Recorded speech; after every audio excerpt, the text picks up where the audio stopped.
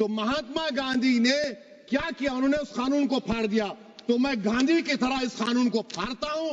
ये अनकॉन्स्टिट्यूशनल है सर। इस देश में झगड़े पैदा करने का काम बीजेपी करना चाहती है मस्जिद और मंदिर के नाम पर, इसीलिए मैं इसका कंडेम करता हूं। अब ये बताइए, आप जब से यहां पर पूरे बीजेपी रूलिंग पार्टी हमको ज्ञान दे रहे हैं कुछ नहीं होगा, कुछ नहीं होगा, मैं दलील के साथ बता रहा हूं आपको। मिसाल के तौर पर मोहिबुल्लाह साहब जिस मस्जिद के इमाम है, पार्लियामेंट के सामने मस्जिद है सर, 123 प्रॉपर्टीज में मस्जिद है, डिस्प्यूट चल रहा है। कल कलेक्टर या डिस्ट्रिक्ट ऑफिसर बोलेगा कि भाई साहब ये गवर्नमेंट प्रॉपर्टी है, स्टिकर लगा दिया जाएगा, मस्जिद बंद, गवर्नमेंट प्रॉपर्टी हो गई, होगी ना सर। ये मस्जिद दिल्ली गवर्नमेंट बोलती हमारी है, वक्फ दिल्ली वक्फ बोलता हमारी है। तो सर वक्फ बाय यूजर, अगर मैं अपनी गवर्नमेंट के खिलाफ वक्फ बोर्ड वक्फ बाय यूजर इस्तेमाल नहीं करेगा तो क्या है सर। अच्छा, ये अमेंडमेंट जब हो जाएगा तो मुझे कहने दीजिए सर, सिर्फ प्राचीन मंदिरों की हिफाजत होगी, मस्जिदों की नहीं होगी। अब सर आप आ जाइए, अगर डिस्प्यूट मेरा एंशिएंट मॉन्यूमेंट से वक्फ का, एक मिसाल दे रहा हूं, दिल्ली में 172 वक्फ प्रॉपर्टीज एएसआई कंट्रोल में है, मैं तो हार ही गया वो, क्योंकि मेरे पास डॉक्यूमेंट नहीं है। आप कह रहे हैं कि डॉक्यूमेंट चढ़ाओ। अगर मेरा गवर्नमेंट से डिस्प्यूट चल रहा है, मैं तो क्लेम ही नहीं कर सकता, क्योंकि आप जज बनेंगे, आप ही फैसला करेंगे, और जब तक आप फैसला नहीं करते वो वक्फ की प्रॉपर्टी नहीं होगी। वो प्रोविजन डाल दिया आपने। अच्छा, अगर मेरा डिस्प्यूट एनक्रोचर से होगा सर, तो एनक्रोचर में तो आपने तो 107 को डिलीट कर दिया। आप रातों रात काबिज को, एनक्रोचर को मालिक बना रहे हैं। सर मैं ये पूछना चाहता हूं आपके जरिए हुकूमत से, एक मुंबई में एक बहुत बड़े दौलतमंद है, खोजा बरादरी का यतीम खाना था, उन्होंने 2004 या 5 में 22 करोड़ में खरीद लिया। वो केस सुप्रीम कोर्ट में कि आप उनको मालिक बनाना चाहती है लिमिटेशन एक्ट अप्लाई करके, हमको बताइए, हम जानना चाह रहे हैं। और सच्चर कमेटी ने सर 2007 में कहा कि दिल्ली के 123 प्रॉपर्टीज की मार्केट वैल्यू 6000 करोड़ की। आज हम 2025 में आ गए, क्यों आप उन प्रॉपर्टीज के खिलाफ पड़े हुए? 1976 में उस वक्त के वजीर आजम इंदिरा गांधी लेटर लिखा, इसको आप दे दीजिए, मगर आप उसको मानने को तैयार नहीं है। तो सर और एक जो झूठ फैलाया जा रहा है, management empowerment efficient development. Sir this bill takes any management from the hands of Muslims, disempowers the waqf in comparison to any other stakeholder, takes away the efficiency of administration and hampers development. Waqf disempowerment in the name of efficiency, inefficiency is being created. The progress of development from pre-independence till today is sought to be destroyed. Sir अभी हमारे home minister साहब ने फजल पुकाया case का जिक्र किया। Sir मैं आपसे गुजारिश करूंगा कि होम मिनिस्टर जरा अच्छे लोगों को रखकर इंफॉर्मेशन ले। फजल पुकाया का ऑबिटर क्या है? इट इज ऑबिटर, वो रेशो डेसेंडेंटाई नहीं है जो आपने कहा है। अच्छा सर, शेड्यूल ट्राइब के बारे में कहा, क्या शेड्यूल ट्राइब में मुसलमान नहीं होते? शेड्यूल कास्ट में नहीं होता मुसलमान, शेड्यूल ट्राइब में मुसलमान होता। तो क्या आर्टिकल 25 मेरा चला गया, आर्टिकल 26 चला गया, आर्टिकल 14 चला गया, 15 चला गया, 29 चला गया? लक्षद्वीप का एक मुसलमान एमपी है, क्या उसको राइट नहीं है क्योंकि ट्राइबल है? क्या कह रहे हैं आप? इस ऐवान को क्यों गुमराह कर रहे हैं आप शेड्यूल ट्राइब के नाम पर? सर और एक चीज जो आपको बता रहा हूं सर, अब आप जब आर्टिकल 26 से मेरा सोर्स है, तो आप सेंट्रल वक्फ काउंसिल में 22 में से 11 आप नॉन मुस्लिम को बना सकते हैं। रिलीजन न्यूट्रल आपने कह दिया, और आप बनाएंगे, क्यों बनाएंगे आप? स्टेट वक्फ बोर्ड में 7 नॉन मुस्लिम होंगे और 4 मुसलमान। क्यों होंगे? क्योंकि आप लॉ में 95 में डायरेक्ट मैनेजमेंट में ले सकते हैं 5 साल के लिए। आप वक्फ बाय यूजर को आप कलेक्टर डिस्ट्रिक्ट ऑफिसर बोलेगा ये वक्फ की प्रॉपर्टी नहीं है, तो वो वक्फ बोर्ड खामोश बैठ जाएगा, कुछ एक्शन ही नहीं लेगा, क्योंकि वो आपके प्यादे हैं। अच्छा, जब आप नॉमिनेट करेंगे सर मैं मोदी गवर्नमेंट के खिलाफ नो कॉन्फिडेंस ला सकता हूं, मगर वक्फ बोर्ड का चेयरमैन जो नॉमिनेट होगा उसके खिलाफ नो कॉन्फिडेंस नहीं ला सकते, हम बिल्कुल नहीं ला सकते। क्या मजाक है बताइए आप? ये डेमोक्रेसी है। नॉमिनेट भी स्टेट गवर्नमेंट करेगी, वो अगर डिक्टेटर बन जाएगा जैसा आज भारत में हो रहा है, तो वो भी नहीं हटेगा। कम से कम यहां पर तो इलेक्शन है, वहां पर तो आप 5 साल झेलते रहो उसको। अच्छा सर, अब ये जो क्लॉज 11 और क्लॉज 9 आप 16AA से देखिए, where the qualification of the members of the board has been limited only to 3 categories contained in 14(1)(c). Intention is very clear that the majority is to be packed with non-Muslims. So who will defend my interests, sir? If I cannot depend on the State Waqf Board, Central Waqf Council, which are going to comprise non-Muslims, this in itself is a clear violation of Article 26, 14 and 15, sir. अच्छा sir, CO पहले 95 act में था कि word मुस्लिम, आपने गायब कर दिया उसको। अरे आखिर क्यों इतनी नफरत है आपके लफ्ज मुसलमान से? अच्छा फिर क्या कह रहे हैं आप कि ये भी आर्टिकल 26 का वायलेशन है। सब जितने हिंदू धर्म के प्रॉपर्टीज हैं, सिख धर्म के हैं, बौद्ध के हैं और आपके जैन के, वहां पर उन्हीं के मजहब का ऑफिसर होगा। और कहां पर नहीं होगा? वक्फ बोर्ड में। Waqf board is a pure religious institution, इसको समझने की जरूरत है। तो आप ये कर दे रहे हैं सर। अच्छा सर, आप देखिए, अब आप आ जाइए ये ट्राइब्यूनल पर। मुझे समझ में नहीं आया सर कि हमारे होम मिनिस्टर वजीर दाखिला ने क्या कह दिया कि 2013 का जो कानून है वो नहीं बनता तो हम नहीं लेके आते। मैं बड़े अदब के साथ उनसे पूछना चाह रहा हूं कि क्या उस वक्त राजनाथ सिंह साहब, अडवाणी साहब, हमारी लेट सुषमा स्वराज, ये बड़े बड़े नेता यहां बैठे थे? आपने यूनानिमस उस कानून को पास करवा दिया। कीर्ति आजाद थे उस वक्त, अब यहां बैठे हैं वो टीएमसी में। तो क्या आप गलत थे या वो गलत थे? हमको बता दीजिए, आप बता दीजिए। क्योंकि अगर अडवाणी आपके लिए बहुत बड़ा नेता है, मेरे लिए नहीं हो सकते, आपके लिए आपने पद्मश्री दिया उनको। मोहतरमा सुषमा स्वराज की जबरदस्त तकारीर का मैं कायल हूं। वो बैठकर उस 2013 को यूनानिमस पास कर दिए। मुझे कंफ्यूजन है कि क्या अमित शाह, नरेंद्र मोदी बड़े हैं या अडवाणी बड़े हैं? आपके लिए आप तय कर लीजिए।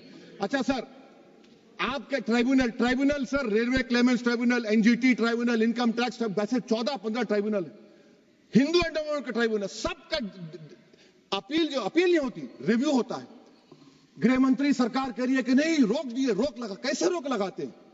रिव्यू और अपील में तो फर्क होता है ना सर। आप ही कह रहे हैं कि पूरे कोर्ट्स में बैकलॉग है और आप अपील कर रहे हैं। अच्छा सर, रिटायर्ड डिस्ट्रिक्ट जज 95 में सिटिंग डिस्ट्रिक्ट जज था, जो एडमिनिस्ट्रेटिव कंट्रोल था सीजीआई साहब, उसको निकाल दिए। अच्छा सर, अब आप अभी हमारे मंत्री साहब ने कहा trust, sir Shri Sai Baba trust 2004, वो ये कहता है जो ऑफिसर उसमें काम करता है उसको साई बाबा का डिवोटी होने चाहिए और उसको डिक्लेरेशन लिख के देना पड़ेगा। यहां पर हो रहा तो यहां पर क्यों नहीं हो रहा? अच्छा सर, आप फिर देख लीजिए, ये आपका हो गया सर। अब अमित शाह साहब ने सेक्शन 2A के बारे में कहा और उन्होंने इस बात का इकरार कर लिया कि दाऊदी बोहरा के लिए यह बनाया गया है। मगर मैं आपके जरिए से गवर्नमेंट से पूछना चाह रहा हूं, आपने तो उस प्रोवाइजो में दाऊदी बोहरा का नाम ही नहीं लिखा। आपने उनको भी थैंक यू कर दिया, उनका नाम क्यों नहीं लिखा आपने? और सर, और गवर्नमेंट क्या कर रही है? आप मुस्लिम समाज में जो बेकार किस्म के लोग हैं उनको एक रास्ता बना रहे हैं, एग्जिट दिखा रहे हैं कि तुम्हें वक्त से बचना है तो तुम्हें ट्रस्ट बना लो। ये क्या कर रहे हैं सर आप? कम से कम उन दाऊदी बोहरा को आप दे देते। अच्छा sir, clause 3V section 36 clause 18 देख लीजिए। Oral Waqf, oral appointment has sought to be discontinued even though it is recognized practice in Islam. Muslim personal law is recognized oral waqf and 1937 Shariat Application Act. Sir, आप clause 3(9) पर आ जाइए। 5 साल के लिए मुसलमान। मैं किरण रिजिजू से पूछना चाहता हूं, सर दाढ़ी रखे तो मुसलमान प्रैक्टिसिंग है या क्लीन शेव आपकी तरह है? तो बताइए हमको, प्रैक्टिसिंग क्या होगा? अच्छा, किसी को पकड़ के मॉब लिंच कर दिया और बोले कि JSR का नारा लगाया, और वो JSR का नारा लगाया तो क्या मुसलमान रहेगा? नहीं रहेगा। या फिर देश के प्रधानमंत्री ने कहा था कपड़े देखकर पहचानो, तो क्या कपड़े देखकर आप कह देंगे? अच्छा, अगर कोई क्रिश्चियन हिंदू धर्म कबूल करता है तो क्या वो मंदिर को दे सकता प्रॉपर्टी? फिर भारत के संविधान में आर्टिकल 300 क्यों है सर? राइट टू इक्वालिटी क्यों है? फ्रीडम ऑफ रिलीजन क्यों है? 5 साल कहां से लाएंगे? अच्छा सर, और एक चीज सर, और एक चीज मैं आपको बोल के खत्म कर दूंगा सर। इस बिल में वक्फ औलाद का सर, इसमें आप देखिए clause 4(3)(2), the creation of waqf al-awlad shall not result in denial of inherent rights to heirs, including women heirs or the waqif or any other right of person. Sir, ये article 25 का violation है, शरीयत application act 37 का violation, article 300A का violation है। अच्छा, हिंदू धर्म में सेल्फ एक्वायर्ड प्रॉपर्टी को एक हिंदू, अब उसके फर्ज के 2 बच्चे हैं, वो एक को अपनी पूरी दौलत दे सकता है, कोई रोक टोक नहीं है। वो कहेगा नहीं मैं घर के बच्चों को नहीं दूंगा, मोहल्ले के गरीब को दे दूंगा, वो भी कोई रोक टोक नहीं है। वहां पर आपको बच्चों की फिक्र नहीं है।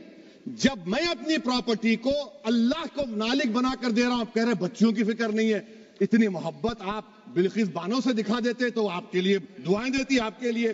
तो सर आप दूसरी बात आप देख लीजिए सर, आखिरी बात कहकर मैं अपनी बात को मुकम्मल कर रहा हूं सर। नहीं खैर मैं मुकम्मल कर रहा हूं, स्पीकर साहब बहुत टाइम दे दिए। सर आप देखिए, इसमें अमित शाह साहब बोले कि इतनी प्रॉपर्टीज का कब्जा हुआ, चोरी हुई, ये हुआ। सर क्लास 2652A सेक्शन, अगर कोई प्रॉपर्टी बेचता है 2 साल की सजा थी, आपने क्या कर दिया, उसको 6 महीने कर दिया। नॉन बेलेबल था, आपने बेलेबल कर दिया। सेक्शन 40 की बात करते हैं। सेक्शन 40 में सर हमको जो ज्वाइंट वर्किंग कमेटी का जो नोट्स दिए, उसमें मिनिस्ट्री ऑफ माइनॉरिटी अफेयर्स ने कहा कि 30 साल में 515 केसेस सेक्शन 40 के, और सिर्फ 8 लोग कोर्ट को गए। वक्फ यूजर का कानून तेलंगाना आंध्रा में है, सेक्शन 40 का कानून तमिलनाडु 63 है, आंध्र प्रदेश में 43 है।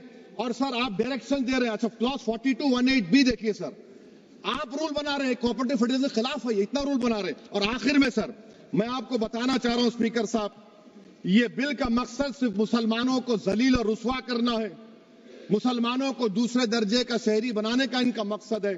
सर अगर आप हिस्ट्री को पढ़ेंगे तो महात्मा गांधी उस वक्त के व्हाइट अफ्रीका में सफेद फम अफ्रीका के कानून को महात्मा गांधी ने कहा था कि ये मेरा कॉन्शियंस इसको मानता नहीं, मैं इस कानून को कबूल नहीं करता हूं। जब भी ज़मीर और ज़र्फ का सौदा हो दोस्तों, जब भी ज़मीर और ज़र्फ का सौदा हो दोस्तों, कायम रहो हुसैन के इनकार की तरह। सर ये वक्फ तरमीमी बिल भारत के गयूर मुसलमानों के ईमान पर, इबादत पर एक हमला है। नरेंद्र मोदी की हुकूमत ने इस मुल्क की सबसे बड़ी अक़लियत के खिलाफ एक ऐलान जंग कर दिया, और ये जंग ना सिर्फ मेरे जिस्म पर है, बल्कि मेरी आज़ादी पर, मेरी समाजी और माशी मार्जिनलाइजेशन पर है, मेरी शहरियत पर है, मेरे मदरसे, मस्जिदों, खानखाहों को और दरगाहों को निशाना बनाया जा रहा है। और ये हुकूमत सच्चाई को नहीं बयान कर रही है कि ये तरमीमी बिल से मुसलमानों का तहफ़्फ़ुज़, तरक्की और गुर्बत का खात्मा होगा। ये सरासर झूठ है। सर अगर आप आइन के आर्टिकल 14 को देखेंगे तो उसमें लिखा हुआ है इक्वल प्रोटेक्शन। अब आप देख लीजिए सर के हिंदू, सिख और जैन को और बौद्ध को उनके एंडोमेंट में तहफ़्फ़ुज़ मिलेगा, क्योंकि उनका एंडोमेंट बाय यूजर बरकरार है और उनका एडमिनिस्ट्रेशन उनके हाथ में होगा। कि गैर हिंदू या गैर उनके मजहब का आदमी दान भी दे सकता है उनके लिए, और एंडोमेंट बोर्ड का तहफ़्फ़ुज़ भी मिलेगा, क्योंकि उसके ऊपर ओवरराइडिंग क्लॉज अप्लाई नहीं होगा, लिमिटेशन का कानून उस पर अप्लाई नहीं होगा। उसके बरक्स ऑपोजिट आप देख लीजिए, मुस्लिम वक्फ को वक्फ बाय यूजर निकाल दिया गया। एक मुस्लिम वक्फ की जायदाद पर कब्जा होगा, लिमिटेशन लगेगा तो जो एनक्रोचर है, जो खाबिज है, वो रातों रात मालिक बन जाएगा और एक गैर मुस्लिम वक्फ बोर्ड को एडमिनिस्टर करेगा। ये आर्टिकल 14 के इक्वल प्रोटेक्शन का वायलेशन।